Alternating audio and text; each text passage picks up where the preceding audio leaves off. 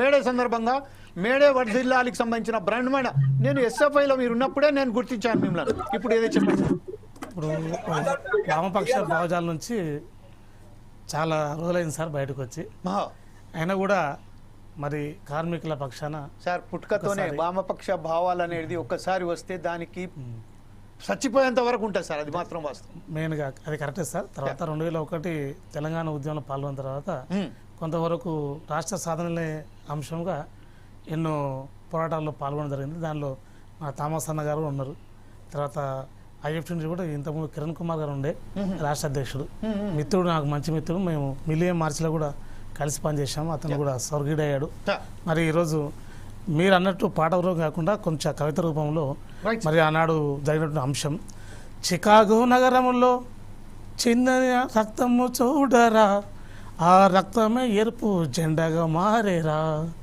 Chicago నగరంలో చిందిన రక్తము చూడరా, ఆ రక్తమే ఎర్ర జెండాగా మారిరా. ఆ జెండనే కార్మిక జెండరా, ఆ జెండా ముందుకు సాగరా. జెండనే కార్మిక జెండరా, ఆ జెండా ముందుకు సాగరా. వర్ధిల్లాలి కార్మికుల ఐక్యత, వర్ధిల్లాలి వర్ధిల్లాలి వర్ధిల్లాలి ప్రపంచ కార్మికుల ఐక్యత, వర్ధిల్లాలి వర్ధిల్లాలి. ఇట్లా ఈ విధంగా ఎన్నో అంశాల మీద ఉన్నటువంటి పరిస్థితి ఈ మన దేశంలో సార్. హిందువులకు ఉన్నది హిందువులకు ఒక భగవద్గీత లాంటిది ఒక పండుగలు చాలా ఉన్నాయి. ముస్లిమ్స్కు రంజాన్ పండుగ ఉంది. మరి క్రైస్తవులకు డిసెంబర్ 25 మరి క్రిస్మస్ ఉంది. కానీ ప్రపంచ కార్మిక లోకానికి ఉన్నది ఒక్కొక్క పండుగ. ఆ పండుగ మేడే పండుగ. కాబట్టి ఈ పండుగ కులాలకు, మతాలకు, ప్రాంతాలకు, దేశ విదేశాలకు అతీతంగా. కాబట్టి అమెరికాలో పుట్టినటువంటి ఆ యొక్క పోరాటమే ఇతర అన్ని దేశాలకు స్ఫూర్తి అయింది. అన్ని దేశాలు స్ఫూర్తి అయ్యి ఇందాక మీరు అన్నట్లు 1923లో మద్రాసులో మరి ఆనాడు మన ప్రభుత్వాలు లేవు. మరి ఆనాడు ఉన్నటువంటి బ్రిటిష్ ప్రభుత్వంలో కూడా స్వేచ్ఛగా మనం ఆ రోజు ఆ పండుగ చేసుకోగలిగాం. కాబట్టి బ్రిటిష్లో ఉన్నటువంటి ప్రభుత్వం కూడా, అధికారులు కూడా కార్మికుల స్వేచ్ఛను గుర్తించి ఈ దేశంలో మనం జెండా ఎగరేసుకోవడానికి అవకాశం కల్పించారు. కాబట్టి కార్మిక శక్తి ఈ ప్రపంచానికి చాలా గొప్పది. కాబట్టి నిరంతరం శ్రమతో, నిరంతరం సమస్యలతో ఉన్నటువంటి రంగం ఇది. ఇందాక కూడా ఒకటి గుర్తు చేయడం మర్చిపోయాను సార్. ఇన్ఫోసిస్ లాంటిది పెద్ద పెద్ద కంపెనీ సార్. ఈరోజు మన పిల్లలు చదువుకొని బీటెక్, ఎంటెక్, ఎంబీఏ చేసి కూడా వాళ్ళు ఎంతో శాలరీ వస్తుంది, జీవితాలు మాకు పర్మనెంట్ అయిన తరుణంలో వెళ్తే అక్కడ ఉద్యోగ భద్రత లేదు. అక్కడ కూడా మొన్న దాదాపుగా ఇన్ఫోసిస్లో దాదాపుగా ఒకటే రోజు సార్ 1400 మంది తీసేశారు. అట్లాంటి ఎన్నో సమస్యలు ఉన్నాయి, ఎన్నో కారణాలు ఉన్నాయి. ఒక విషయం మాత్రం మనం గమనించేదైతే ప్రైవేట్ ఉద్యోగాల సంస్థలలో అంటే అది ఏదైనా కానివ్వండి, యాజ్ ఎ తెలంగాణ ప్రైవేట్ ఉద్యోగుల సంఘం అధ్యక్షునిగా మీకు అడుగుతున్నాను. ప్రైవేటు ఉద్యోగ సంస్థలలో కూడా ఈరోజు పని దినాలను కానీ అక్కడ ఏదైతే 8 గంటల పాటు ఏదైతే ఉన్నదో దాన్ని పక్కన పెట్టేశారు. మనకు ఉద్యోగం అనేది ఇప్పుడు ప్రతి ఒక్కరికి అవసరం కాబట్టి మీరు చెప్పినట్టుగా బానిసలుగానే వ్యవహరిస్తున్నారు. ఈ విషయంపై యాజ్ ఏ తెలంగాణ ప్రైవేట్ ఉద్యోగుల సంఘం అధ్యక్షునిగా మీరు ఎలా తీసుకుపోతున్నారు? మేము ఏం చేస్తాం సార్ అంటే సమగ్రిద్దాం, పోరాడదాం, మన హక్కులను సాధించుకుందాం అనేది తెలంగాణ ప్రైవేట్ ఉద్యోగుల సంఘం యొక్క లక్ష్యం. ఆ లక్ష్యంతో పాటు వెళ్తున్న తరుణంలో మరి కార్మికులకు సంబంధించిన వ్యవస్థ, అసంఘటిత కార్మికుల వ్యవస్థ, ఇండస్ట్రీలో పనిచేసే కార్మికుల యొక్క యూనిట్ అందరూ కలిసి వస్తున్నారు, సంతోషమే. కానీ ఏదైతే కార్పొరేట్లో పనిచేసిన ఎంప్లాయీస్ ఉన్నారు, మరి 4th ఎస్టేట్గా పనిచేస్తున్నట్టు మీరు ఎంప్లాయీసే ఉన్నారు. తర్వాత మిగతా private teachers, private lecturers, corporate కాలేజీలో ఎంతో అన్యాయం జరుగుతుంది. కానీ వాళ్ళ ఉద్యోగ భద్రత అది వాళ్ళకి లేకున్నా మేము మీకు కల్పిస్తాము, మేము మీకు తోడుగా ఉన్నాము ఉద్యోగ సంఘాలుగా అంటే మరి వాళ్ళు రాకపోవడం కూడా చాలా దుర్మార్గం సార్.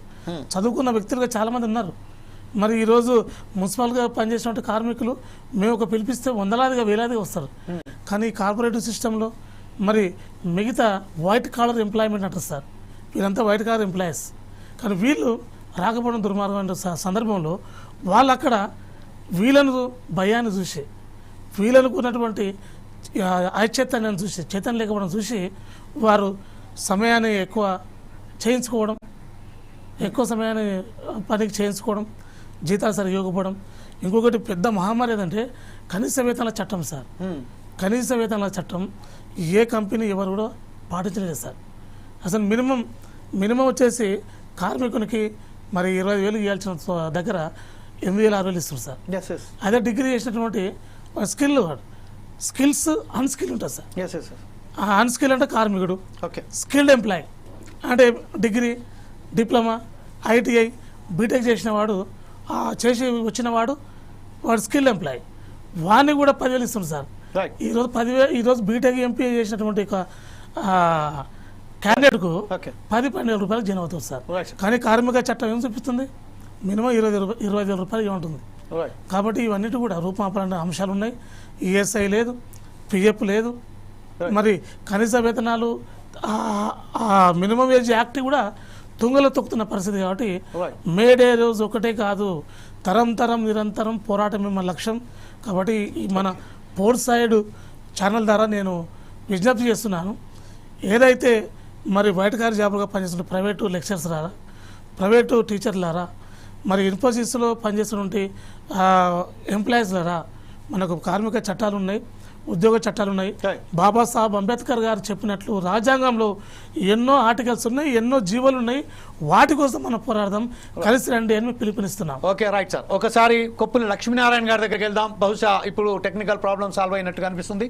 లక్ష్మీనారాయణ గారు, ప్రస్తుతం ఏదైతే ఉన్నదో 75 సంవత్సరాల మన స్వాతంత్రంలో ఎప్పుడైతే మన్మోహన్ సింగ్ సోనియా గాంధీకి సంబంధించిన తీసుకొచ్చారో చట్టానికి వ్యతిరేకంగా అనూహ్యంగా ప్రైవేటీకరణ ఇక్కడ భారతదేశంలో మన మీద రుద్దబడ్డది. దానికి అనుగుణంగానే ఇప్పుడు ప్రభుత్వం ఉన్న రాష్ట్రం, కేంద్రంలో ఉన్న బీజేపీ ప్రభుత్వం కూడా దాన్ని అనుసరిస్తూ ప్రైవేటీకరణ చేసుకుంటూ పోతుంది.